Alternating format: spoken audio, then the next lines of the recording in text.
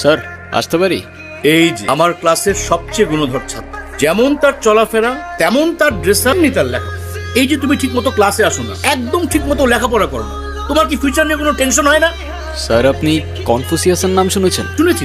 উনি বলেছেন life is really simple but we insist on making it complicated.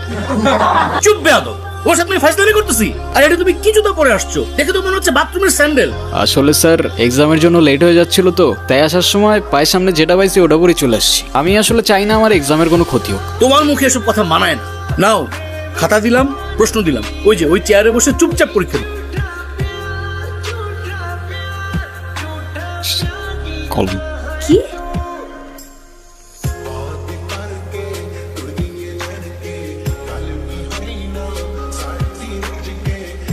দেখা না স্যার হিমু আমাকে অনেক ডিস্টার্ব করতেছে। কি অপূর্ব, একে তো আরেকজনকে লিখতে দিচ্ছেন না, ধপধপে একটা সাদা খাতা নিয়ে বসে আছে। পরীক্ষা দিতে আসছেন কেন? আসলে স্যার আমার মনটা সাদা তো, তাই আমার সবকিছুই সাদা। এক্ষুনি আমার ক্লাসরুম থেকে বের হয়ে যাও। Get out, get out. ওই শুভ্র, কি সে বল। আজকে এক্সামের মধ্যে দেখাইতে বললাম, কি করলি তুই? আমরা এক ক্লাসে পড়ি, একটু দেখাবি না? বললি উল্টা স্যারে বলে দিলি, কেন এটা কেন করলি?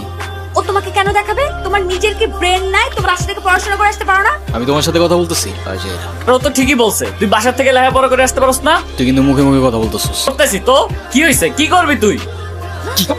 আরে এই,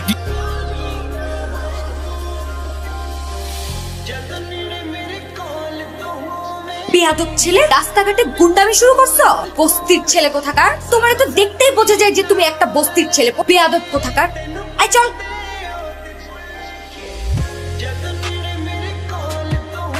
ইরা, ইরা, কিছু বলবা?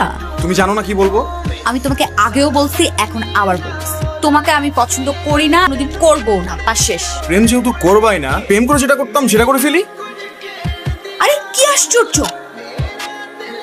কি রকেট!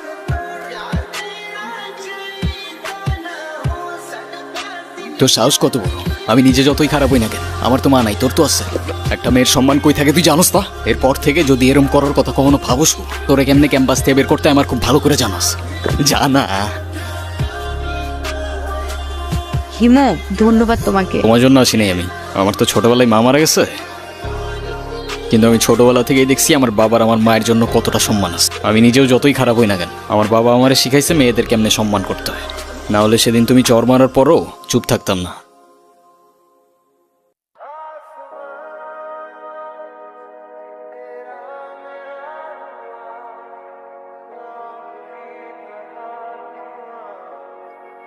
এই হিমু, শোনো না।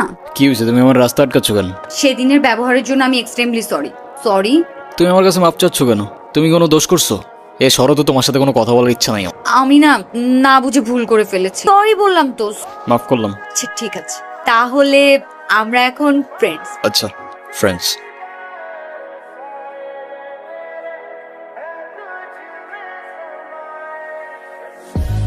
হিমু, তুমি বাদামের খোসা সহ কেন খাচ্ছ? বাদামের খোসা ছাড়াইতে আমার কাছে ঝামেলা মনে হয়। এভাবে বাদাম খাওয়ার মধ্যে আলাদা একটা ফ্লেভার আছে।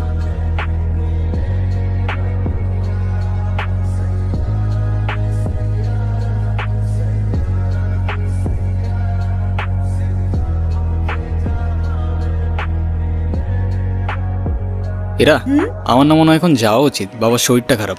এক্ষুনি যাবে? যাও যাও যাও, তাড়াতাড়ি যাও। এটা দাও, এগুলো কেন? তোমার জন্য কিনেছি। আমার মানে? নিজে থেকে তো কখনো কিছু কিনবে না, থাকবে পাগলের মতো অগোছালো। গুছিয়ে দেওয়ার দায়িত্বটা আমিই নিলাম। তুমিও না পারো। আচ্ছা সাবধানে যাও। কিরে, কি নিয়ে হাসাহাসি করতেছস তোরা? সূর্য কি আজকে পশ্চিমে উঠছে নাকি উত্তরে উঠছে? আমি তো কিচ্ছু বুঝতেছি না। যে কিনা ঠিক মতো কখনো ক্যাম্পাসে আসে না, সে আজকে ক্লাস টাইমের আগে ক্যাম্পাসে এসে হাজির। তোর এই জাদুর রহস্যটা কি বাবা, বলতো আমারে। আছে এক জাদুকর, রহস্যময় জাদু দিয়ে চেঞ্জ করে বলছে আমাকে। সেই জাদুকরটা কে আমাদেরকে বল, আমরাও একটু শুনি। কিছু জিনিস থাক না গোপন। জানিস হিমু, ওকে যদি আগে দেখতাম তাহলে গর্তটা প্রেমেই পড়তাম না। আচ্ছা হিমু, তুমি কি কাউকে ভালোবাসো? সব ভালোবাসাটা আসা আমার দিয়ে হবে না। তুমি শোনো না, কি আমাকে তোমার লাইফের অনেক ইম্পর্টেন্ট কোনো পার্সন মনে করো? আমরা যখন আমাদের সময় কাউকে দিই, একটা অংশ তাদেরকে দিয়ে দিই। আমি তোমার সাথে অনেক সময় কাটাই, তুমি আমার লাইফের ইম্পর্টেন্ট একজন, আমার অনেক ভালো বন্ধু প্লাস আমার বেস্ট ফ্রেন্ড। তোমার জন্য একটা জিনিস আনছি, নাও। বাদাম? তুমি আবার খোসা সহকারে বাদাম খাচ্ছ? পারি না খোসা ছাড়াই বাদাম খাইতে, কি করব আমি? আশেপাশের লোকজন যদি দেখে কি ভাববে বলো তো? মানুষ কি ভাববে, মানুষ কি বলবে, এগুলো ভাবতে ভাবতে না মানুষের নিজের পার্সোনালিটি চেঞ্জ হয়ে যায়। কি ব্যাপার, তুমি খোসা সহ বাদাম খাচ্ছ কেন? যে মেয়ের বেস্ট ফ্রেন্ড খোসা ছাড়িয়ে বাদাম খেতে পারে না, সেই মেয়ের খোসা সহকারে বাদাম খাওয়া উচিত। কিরে, ইরা কইরে দেখছস তোরা? আমরা তো এখানে অনেকক্ষণ যাবত বসে আড্ডা দিচ্ছি, এরাকে তো দেখিনি।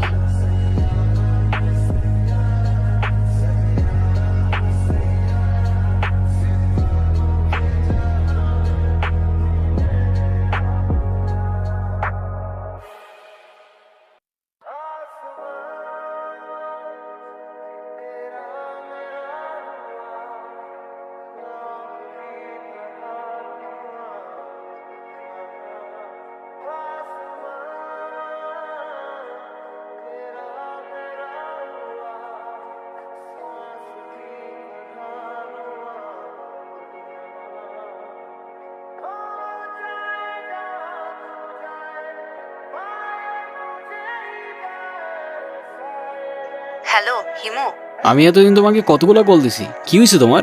তোমাকে আমি সব বলবো। তোমাকে একটা গুড নিউজ দেওয়ার আছে। আগামীকাল সন্ধ্যায় দেখা করতে পারবে? আমারও তোমাকে অনেকগুলো কথা বলার আছে। তুই কোথায় দেখা করতে আসবো? হ্যাঁ, দেখা করতে হবে, টেক্সট করে জানিয়ে দেব। আজ রাখি তাহলে, আগামীকাল দেখা হচ্ছে। আচ্ছা। এতদিন কোথায় ছিলা তুমি? তোমাকে আমি পাগলের মতো করছি এই কয়দিন। হিমু, মাঝে মাঝে কিন্তু হারিয়ে যাওয়া আমদানি কিছু না। তুমি আমাকে পাগলের মতো কেন খুঁজছিলে? আছে কিছু কারণ। কি কারণ বলবা তো বাবা? আমারটা বাদ দাও, তুমি না বললা কি একটা গুড নিউজ আছে, ওটা বলো। শেষ কথাটা না হয় শেষেই বললাম। শেষের কথা মানে বুঝলাম না। তোমার বুঝতে হবে না, তুমি যেটা বলতে চেয়েছো বলো। আমি তোমাকে ভালোবাসি ইরা। ভালোবাসি মানে? আমি তোমাকে ভালোবাসি। হিমুর জীবনে ইরা না আসলে এই জীবন কখনো পসিবলই হইতো না। এতদিন আমি কিছু বলতে পারিনি ভয়ে যে আমাদের ফ্রেন্ডশিপটা নষ্ট না হয়ে যায়, কিন্তু আমি আর পারতেছি না ইরা। আমাকে ভুল বুঝো না তুমি, আমি শুধু আমাকে পরিবর্তন না, তোমার জন্য যে কোনো কিছু করতে পারি। I love you Ira. আমি তোমাকে আমার ফ্রেন্ড ছাড়া কখনোই কিছু ভাবিনি। আমরা একসাথে ঘুরতাম, দেখো এটা না যে আমি তোমাকে ভালোবাসতাম। তাছাড়া আমার বিয়ে ঠিক হয়ে গেছে, এই কথাটাই আমি তোমাকে বলতে এসেছি। ও, আজকের পর থেকে আর কোনো দিন তুমি আমার লাইফে ব্যাঘাত ঘটাবে না। আমাদের আর কোনোদিন দেখা হবে না, এটাই আমাদের শেষ দেখা। ভালো থেকো।